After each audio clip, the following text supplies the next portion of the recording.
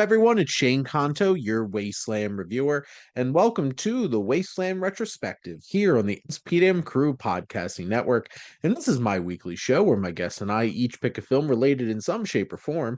And hopefully by the end of this episode, you have two films to go check out, and on special occasions, more than two. But not this one. We have two films coming your way from director Catherine Bigelow. And joining me, because it's the first Thursday of the month, is my wife, Jess. Jess, thank you so much for coming on. It's great to be here, Shane, on the first of the month. Yes, and Jess indeed picked Point Break. I am an FBI agent. You have to get pretty far into the movie before he says that. That's like the third act of the I movie. thought that he was going to come out swinging with that one. Actually, I No. have no idea what this was about besides surfing and that he was an FBI agent. Yeah, so I'll give you the plot synopsis. We'll be talking about Point Break and Near Dark. It doesn't matter. We have an FBI agent, as stated previously, goes undercover to catch a gang of surfers who may be bank robbers. Technically, there's more than one FBI agent. Correct. And there's more than one surfer gang Yeah, but only. that are criminals. Oh, yeah. And Patrick only, Swayze. Only one of these groups actually robs banks. But this movie, it's just, I'm trying to find some of the most unhinged quotes What's from the this fact movie. that his name is Johnny Utah? I'm Johnny Utah. That's some shit you would name your character in a homebrew Western D&D campaign. And so point out that resident crazy man Gary Busey is in this movie as Papas. And we have quotes like, I'm so hungry I could eat the ass end out of a dead rhino. I should have had you get me 3 of those things. Like, first of all, from where? From whence are you procuring this in LA? But like, that's a really specific reference to like predators that eat butt end first. What? 22 years, man. LA has changed a lot during that time. The air got dirtier and the sex got clean. Do you think he improv those? I have no idea. I would. Who would write that with a straight face? Besides Gary Busey. I'm trying to find the ones like they started off their partnership with him talking a lot of shit. yes, and like the whole we're gonna get rid of her like a virginity on prom night or something crazy like that. He's just unhinged one-liners constantly. He doesn't really have coherent conversations. This is from screenwriter W. Peter Iliff, who wrote Point Break, Varsity Blues, and I'm sure a bunch of other movies with similar, very dude kind of language in it. Good for him. I'm glad that he got in and out before mediocre white dude writing wasn't very popular anymore. Well, that's the biggest thing is some of the dialogue in this is it's very funny. Ridiculous. I mean, it's campy. It's ridiculous. It's over the top. This movie is ridiculous and over the top in both the fact that like the humor is so unhinged. The melodrama is like up to 11. Didn't need to be that way. And the direction from Catherine Bigelow is so intense, brash, with so much attitude. I'm surprised a woman directed this. Well, that's Catherine Bigelow, who was married to James Cameron. Ah, yes. Who, her career has evolved and she shifted into doing films like Hurt Locker and Zero Dark 30 and Detroit, which all focuses on like war and the police and stuff like that. She left this campy, ridiculous, over the top action movie life behind her. Get it? You can only do so many before it's like, oh, another one.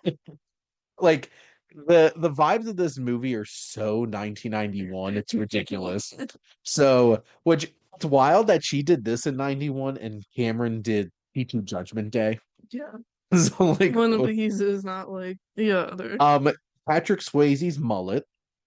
What a good one. Not a wig. Probably. As we determined. You have the ex-presidents. They're all wearing ex-president masks and a crook. Yeah. Really hamming it up. And Poor of course Jimmy Carter, he didn't have a lot to work with. And of course Patrick Swayze's Bodie, which also that name, Bodie.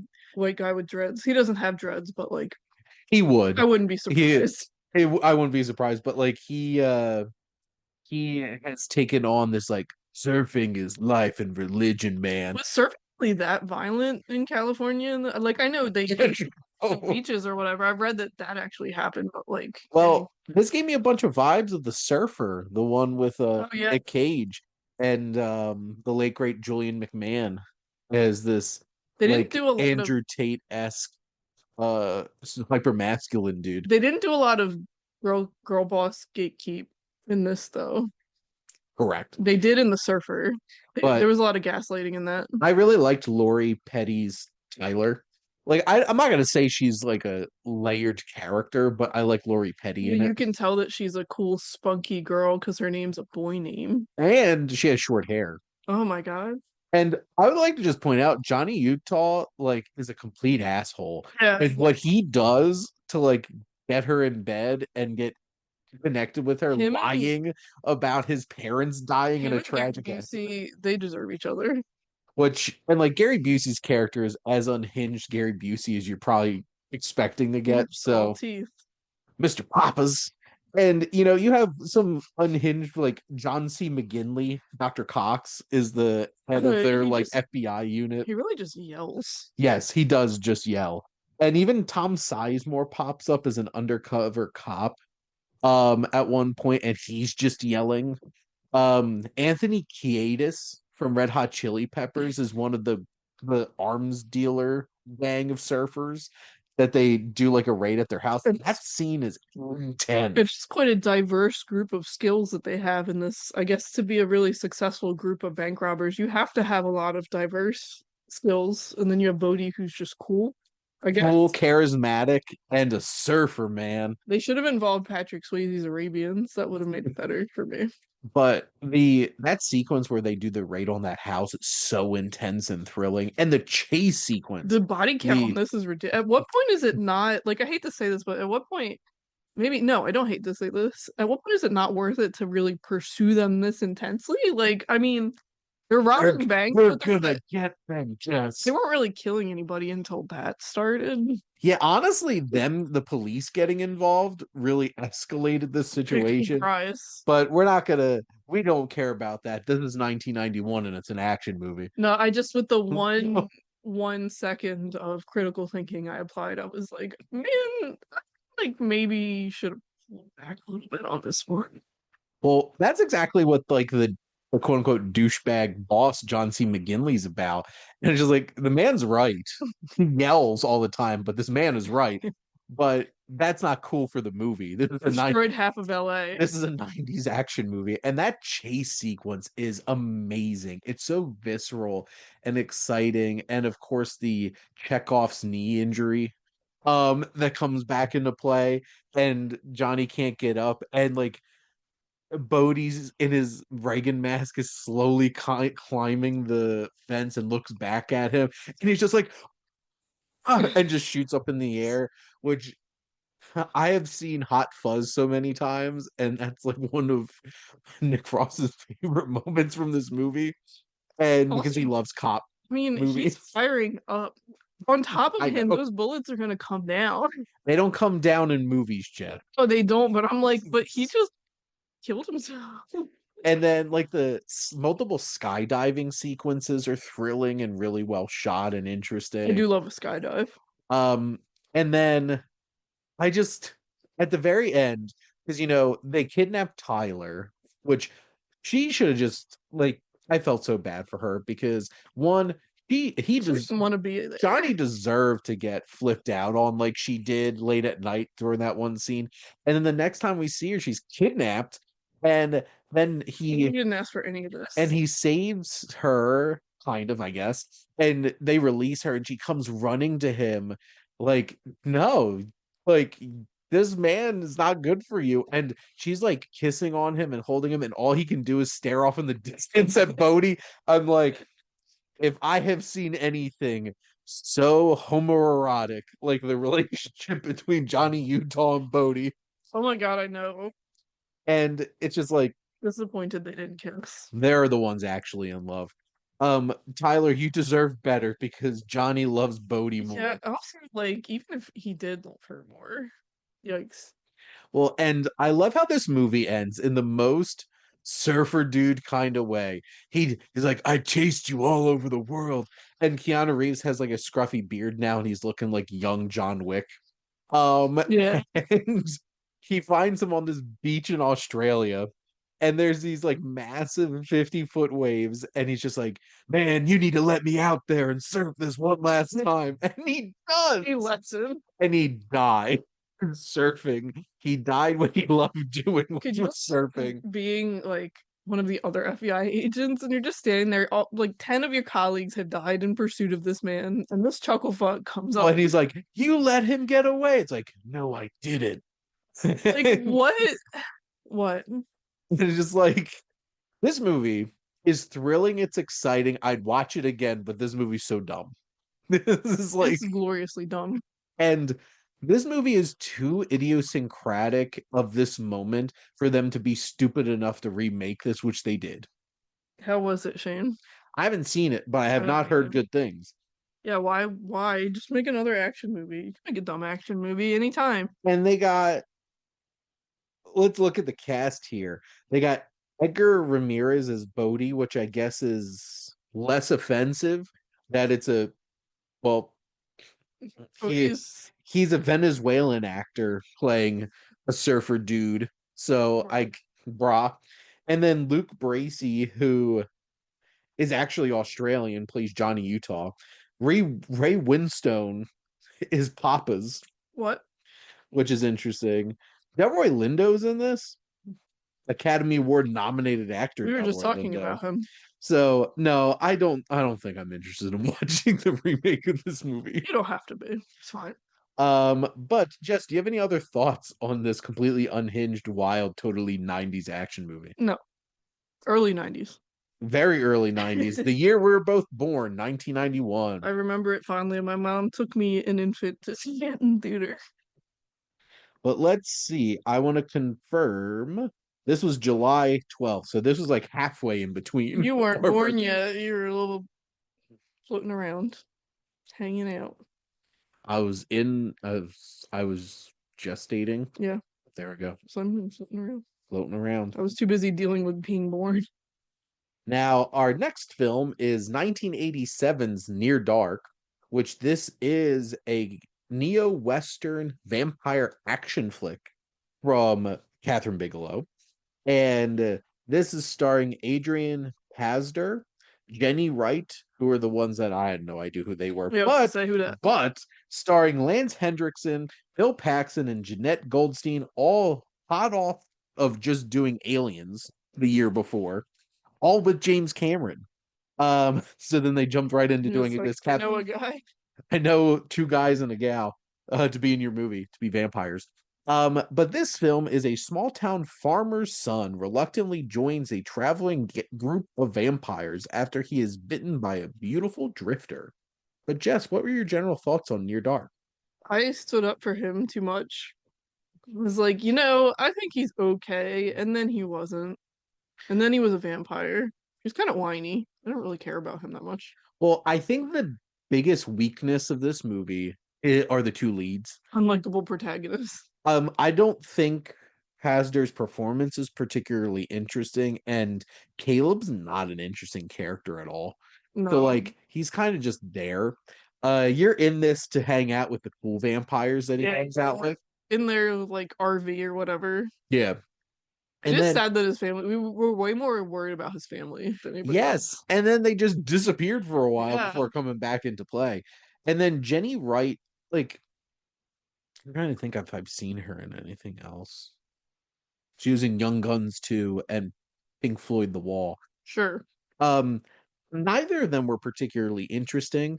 I think the most interesting it was when it was very like the opening sequence in this film is very mysterious and intense because we don't know who we should be afraid of.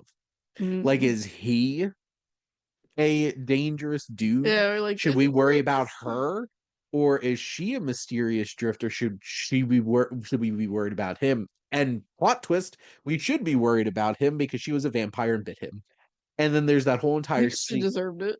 But like, uh, Yeah. I think the setup was the interesting part. They're kind of like blank slate kind of characters, but it was an interesting sequence where he's like drifting across the farm trying to get back to his house, Oh yeah, he's and he's like walking. slowly burning and smoking, and then they zoom in and just pick him Yeah, up, they and abduct him. then his dad and sister like running Yeah, like after yo, them, what the hell?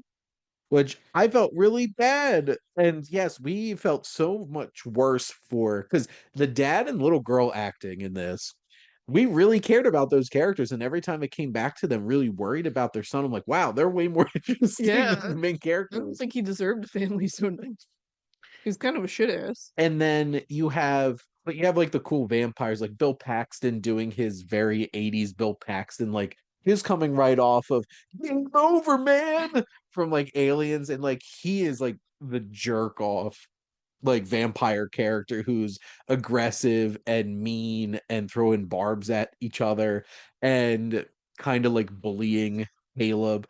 But then you have like the cool leader vampire who's Lance Hendrickson, who played Bishop in Aliens. Hmm. And he's intense and he has this like strange, intense sexual dynamic with Janet Goldstein's Diamondback. As vampires too. Well, yeah, and that's the thing. If you go to a vampire movie not expecting it to be sexual, then what are you doing? They're vampires. It's supposed to be Yeah, sexy. seductive. It's all pseudo-sexual, like biting and stuff like that. It's like so. This movie is can be sexy at times. It just I don't think the two leads have a whole lot of No, no. chemistry. So like that part doesn't really sell very well. But like I think Hooker and Diamondback have an interesting dynamic. Those vampires, and then you have what's his name, Homer, who's like a really old soul in a young body, Mm-hmm. and this is so 80s, like the outfits and everything, those vibes. Leather. I think one of the most interesting scenes is when that they're at that bar and they're really pushing Caleb. It's kind of like his initiation to it Yeah. all. And it's intense, it's thrilling, it's visceral, and that's where they really lean into like that vampire kind of stuff. And then he gets whiny again. Well, that's the thing. Whenever it goes off by themselves with Caleb and May, the film's a lot less interesting. I give the film credit for introducing this interesting idea of how to unvampire with the whole like blood transfusion thing. Mm-hmm. And that's an interesting development to it because it adds layers. And like I don't really have seen that very often in a vampire story. Mm-mm. And so it gives way to like maybe we can not have this life anymore. I think this movie is at best when it really finally builds up to this like Western showdown where like it really leans into its neo-Western motifs and stuff like that. And they have like the confrontation with like the gas truck which explodes. Yeah, you knew as soon as it came on screen it was gonna explode. Why even have a gas truck on screen? And then that thrilling like showdown on the street with them chasing in the light and they're like slowly burning. The pyro in this is really Yeah, impressive. there's a lot of Yes, I think the practical effects and the body horror in this are the most interesting parts of the movie. mhm. There's that whole thing where they're in that small little hotel and the cops start shooting through and like the bullet holes shoot light through and stuff like that is really intense. So when it leans into the action and like the cooler vampire characters, I think this is really interesting. I think this is a cool movie. I'd watch it again, but it definitely suffers from I don't care that Yeah. much about the main character. Me. Um, but Maybe if it I was younger. this movie has very edgy, moody Oh yeah. like vibe to it, and Caleb very much is like a moody, edgy teen It's guy from annoying. the 80s. What's crazy is this came out the same year as The Lost Boys. So there's Similar vibe, I can see it, yeah. it's no wonder this movie is a lot more of a cult classic Friends. because like Lost Boys was like it had the 80s music, which also I saw some 80s music in it. the music from Tangerine Dream is fantastic. The score in this, who they've done films like Thief and Legend and Firestarter.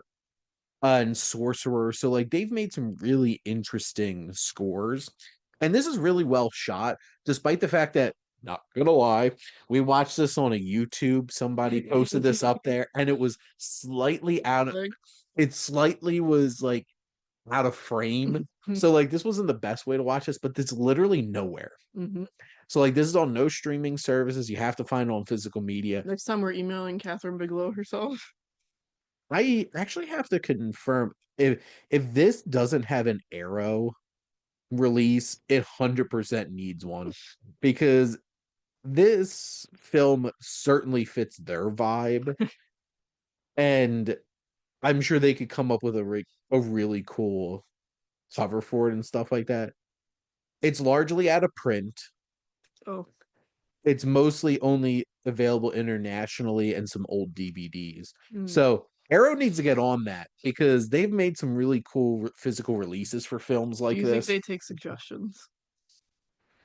I'm gonna plug this to my buddy Adam, also friend of the show, and also one of the cycled guests. He's always the fifth Thursday person.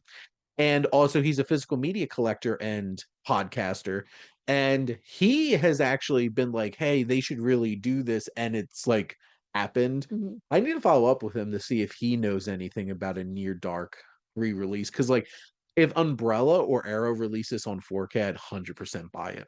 We got one. Yeah, there we go. But Jess, do you have any other thoughts on near dark? No. Well, that is a wrap here on another episode of the Wasteland Retrospective. Jess, thank you so much, as always, for coming on and chatting movies with me. Yar. Yarb. Um, that would be. I actually have to confirm if we've done it for this version because there was an old version of this podcast, and then we started clean. That would be a fun Control F it. that would be a fun trio of movies to do, the Cornetto trilogy at some point, because so next week, I'll be joined by our fearless leader, Mike Hilty, and be doing a couple of swashbuckling adventures starring Errol Flynn and Olivia de Havilland, The Adventures of Robin Hood and Captain Blood. Next month, Jess and I are going to do a couple of early Toni Collette comedies out of Australia with Muriel's Wedding and Tosi, which I had never heard of, but I looked up her early career and it came up there. So we're going to go with that. Back to Oz. And after having our special 100th episode where we did 4 movies and 3 guests, Luke and I in 2 weeks are going to be breaking the rules ever so slightly and doing the Human Condition trilogy. So be prepared for 9 hours of movie Calling the because police. each of them are 3 hours. Yes, but they are classics of Japanese cinema, so we're gonna do it anyway. Not if you have ADHD. But thank all of you for listening. Make sure to like, comment, and share on this episode. What is your favorite, like, super 90s or super late 80s, super early 90s action movies that, like, they should never touch them because the vibes, which I would say Highlander's one of them because of the vibes, but I'm actually super excited about Chad Stahelski's new. Actually, you know what? I would pay money to watch a Chad Stahelski version of Near Dark. Prove it. That would be cool. There'd be more action. You would have to get Keanu Reeves to be the hooker character, the leader of the vampires. My God, do it now. But anyway, so what's your favorite of that era of action movies, late 80s, early 90s? And make sure to follow or subscribe wherever you listen to your podcast. The SPM Crew Podcasting Network is ever expanding. We have so many great shows, tons about movies. So if you really love that, but also love their interests, and if you want to join the crew, part of the ship, part of the crew, whether as a guest on one of these shows or by if you have an idea for your own podcast and want a place to have that launched, reach out to us on our website. And if you like our logo, check out High Flyer Creative for all your digital marketing needs. But most importantly, thank you as always for tuning in and supporting the Wasteland Retrospective here on the SPDM Crew Podcasting Network.